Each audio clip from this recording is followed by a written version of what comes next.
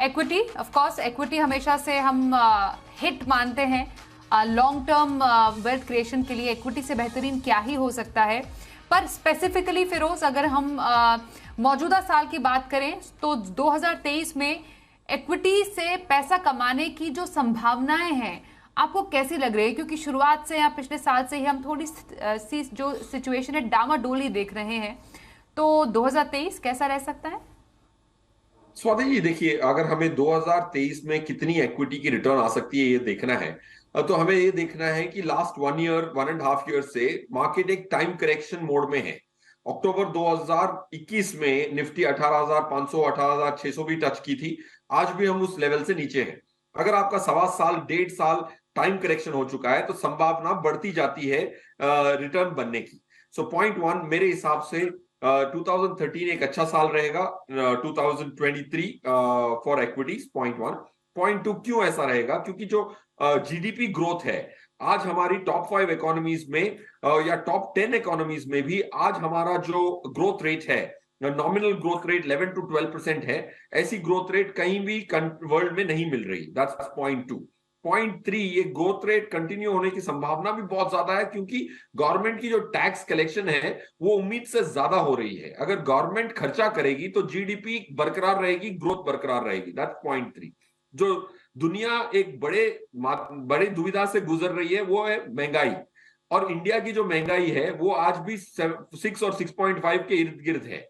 But globe में जो inflation रहा है, यूएस के 16 महीने से 17 महीने हो गए हम यूएस से कम इन्फ्लेशन पे चल रहे हैं। So given all this factors, equities से 10 से 12% 2023 में आना काफी अच्छी संभावना है मेरे हिसाब से। अब ये जानना जरूरी है कि कौन सी थीम्स या कैटेगरीज इस साल प्ले आउट यानी साल 2023 में अच्छी चल सकती हैं। फिरोज, एक एक करके थीम पर आपसे चर्चा करेंगे, पर एक ब्रॉडर ओवरव्यू में पहले आपसे ले लूं कि हर साल हम देखते हैं कि एक थीम प्ले आउट होती है। 2023 की जो थीम्स है जो आपको लगता है जो काम कर सकती हैं, कीपिंग इन माइंड जिस तरीके से सिचुएशंस क्रिएट हो रही है हमारे इर्द गिर्द, क्या लगता है आपको कौन सी थीम्स इस बार अच्छी चल सकती हैं? स्वाति जी, देखिए, थीम्स की जब हम बात करते हैं तो जाहिर सी बात है हम स्पेसिफिक थीम जैसे कंजम्पशन हो गया, मैन्युफैक्चरिंग हो गई, बैंकिंग हो गई, ऐसा हम सेक्टर वाइज सोचते हैं। बट उस पे आने से पहले मैं एक चीज जरूर कहूंगा कि थी जो क्या प्ले आउट करेगा, कौन सी साइज की कंपनीज उस साल प्ले आउट करेंगी, एक बहुत इंपॉर्टेंट और अच्छा जरिया है कि आप अपने इक्विटीज में पैसे बना सकें। फॉर एग्जाम्पल, लास्ट ईयर अगर आप देखें तो 2022 में स्मॉल कैप इंडेक्स ने -13 की return the.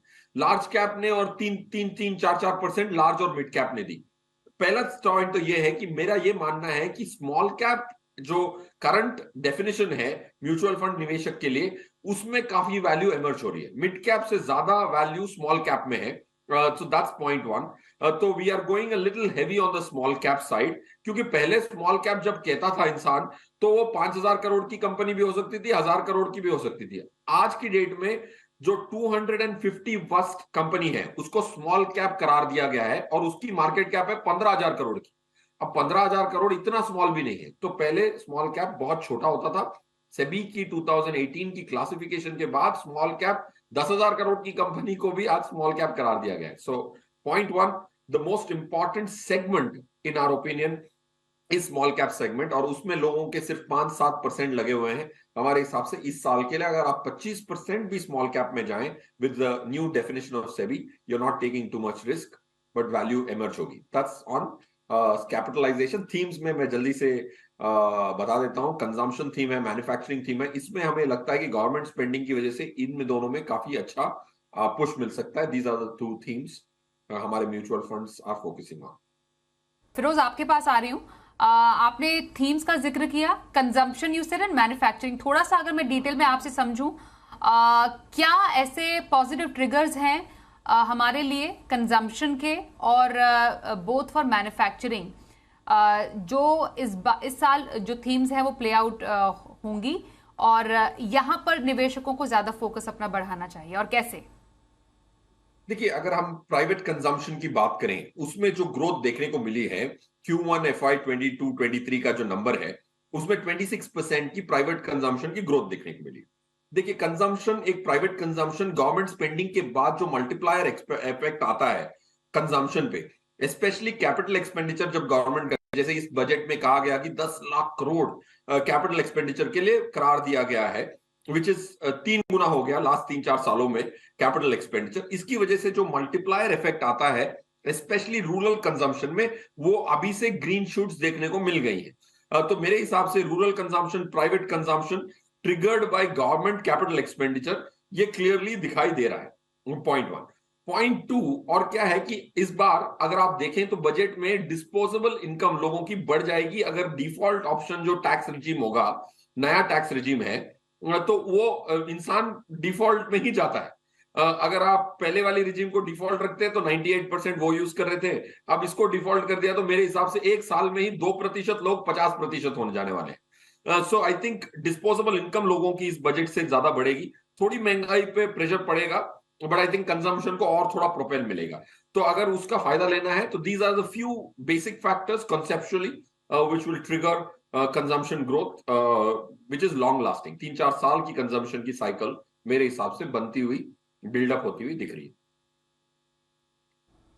And manufacturing also, because manufacturing पर इंडिया का काफी ज्यादा जोर है। पीएलआई स्कीम लाने के बाद कई सेक्टर्स को इससे डेफिनेटली बूस्ट मिला है, और यहाँ पर भी इनफैक्ट चाइना 1++ पॉलिसी हो गया फिरोज, या फिर इंडिया में ही सेमीकंडक्टर या इलेक्ट्रिक व्हीकल के मैन्युफैक्चरिंग की अगर तैयारी की बात चल रही है, दैट मीन्स ये एक थीम है जहां पर निवेशकों को खास फोकस करना चाहिए, यहां से अच्छी कमाई की जा सकती है।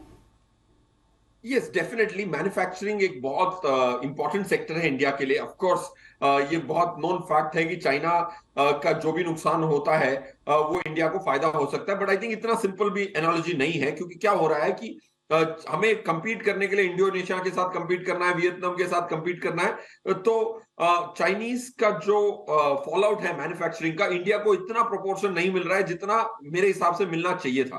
पॉइंट 1। बट फिर भी मैन्युफैक्चरिंग की जो, जैसे आपने कहा, PLI scheme which is very very valid, it's एक पुश मिल रहा है मैन्युफैक्चरिंग सेक्टर को। मैन्युफैक्चरिंग सेक्टर की जो पेरिफेरल इंफ्रास्ट्रक्चर है वो बहुत इंपॉर्टेंट है, स्पेशली लॉजिस्टिक्स, पोर्ट्स, ये जो रेलवे नेटवर्क है, specially goods and goods transport करने का, वो इंडिया का प्रोग्रेस होगा। अगर वो होगा तो manufacturing sector is a very very important sector. Point 1। Point 2, manufacturing sector की जो नंबर ऑफ स्टॉक्स हैं, देखिए आपके पैसे मैन्युफैक्चरिंग बढ़ने पे नहीं है, मैन्युफैक्चरिंग की जो लिस्टेड स्टॉक्स की जो मात्रा है इंडिया जैसे बड़े कंट्री में बहुत कम है, तो सप्लाई मैन्युफैक्चरिंग लिस्टेड स्टॉक्स की बड़ी कम है मेरे हिसाब से।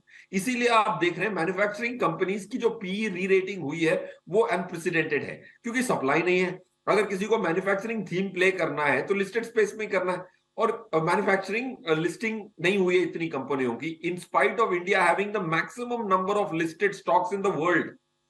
Okay, this is very very important data. हमारे पास जो लिस्टेड स्टॉक्स हैं वो यूएस से भी ज्यादा है, बट फिर भी मैन्युफैक्चरिंग की जो थीम प्ले करने के लिए जो सप्लाई है फॉर अ फंड मैनेजर और एन इंडिविजुअल इन्वेस्टर वो सीमित है। इसीलिए उनकी पीई की री रेटिंग और buoyancy in terms of corrections is gonna be very safe, इसीलिए low risk higher return possibility है मैन्युफैक्चरिंग। फिरोज, 2022 हमने देखा यूजुअली ग्लोबल मार्केट के लिए या फिर इंटरनेशनल फंड्स के लिए उतने कुछ खास एक्साइटिंग नहीं रहे। 2023 में कुछ स्कोप है इंटरनेशनल एक्सपोजर के लिए? Yes, I think international exposure ने बहुत अंडर परफॉर्म किया लास्ट ईयर। हमने दोनों तरफ इंडियन मार्केट्स ने रिटर्न भी ज्यादा दी और रिस्क भी कम ली। रिस्क का अगर हम वॉलिटिलिटी का आंकड़ा देखें तो ज्यादातर लोगों को लगता होगा कि इंडियन मार्केट यूएस मार्केट से ज्यादा रिस्की है, परसेप्शन ये है, बट रियलिटी ये है कि जब हम रिस्क को न्यूमेरिकली मेजर करते हैं in the form of volatility index, तो रिस्क ऑलमोस्ट 30% कम था निफ्टी का S&P 500 के मुकाबले। सो लास्ट ईयर अगर हमने रिस्क और रिटर्न दोनों पे आउट परफॉर्म किया है ग्लोबल मार्केट को, जाहिर सी बात है थोड़ी मीन रिवर्जन पॉसिबल है, और लास्ट 2 महीनों से आप देख चुके हैं कि India has been a slow market relative to the globe. ये ट्रेंड जो है मेरे हिसाब से कंटिन्यू हो सकता है, क्योंकि आउट परफॉर्मेंस ज्यादा थी तो अंडर परफॉर्मेंस भी इंडिया के आ सकते हैं, तो ग्लोब का आज मतलब फिर भी बनता है। बट मेरे हिसाब से जब ग्लोब जाते हैं लोग और नैस्डैक की ईटीएफ खरीदते हैं, तो मुझे बड़ा दुख होता है कि आप इंडिया के बाहर इसीलिए जा रहे हो रिस्क घटाने के लिए, क्योंकि रिटर्न इंडिया में कमाने के लिए बहुत सारे जरिए हैं आपके पास। आप बाहर जा रहे हो ताकि आप डिवर्सिफिकेशन कर सको, रिस्क घटा सको। और बाहर जाके अगर टेक्नोलॉजी का इंडेक्स ही खरीदना था तो आप रिस्क कम नहीं कर रहे हो, रिस्क घटाने के बदले बढ़ा रहे हो। सो point one, global definitely after such an under performance of the global funds. Second, please don't buy ETF. माना कि ग्लोबल नैस्डैक ईटीएफ में पैसे भी बन सकते हैं, बट वो प्रिंसिपल के अगेंस्ट है। आप इंडिया छोड़ के तब जा रहे हैं ताकि रिस्क घटा सके, जाके टेक्नोलॉजी फंड ना खरीदें। These are my points. And जैसे प्रबलीन जी ने कहा कि जो कैटेगरीज थी फोकस्ड और मल्टी कैप, वो दोनों कैटेगरी और फोकस्ड स्पेशली, वो थोड़ा high risk high return valid argument है विजाविया थीमेटिक और sector global fund. Firoz, within banking and financial space आपको पॉसिबिलिटीज लग रही हैं 2023 में, और क्या उसके वैलिड डेटा पॉइंट्स होंगे बैक करने के कि why banking and financial services in 2023? I think हमारी जैसी कंट्री जो इतनी आबादी है और आज भी फाइनेंशियलाइजेशन काफी कम है, तो on a long term basis I think banking and financial services की बहुत इंपॉर्टेंट सिग्निफिकेंस है इन द इकोनॉमिक ग्रोथ। और अगर हमारी इकोनॉमी ग्रो कर रही है तो ये sector is a cosy play और a proxy play on the economy. तो that's point one. Point two, और ये जो बैंकिंग की जो सेक्टर है वो इतनी वेल रेगुलेटरी गार्डेड है कि बैंकिंग लाइसेंस इंडिया में इतना आसानी से नहीं मिलता।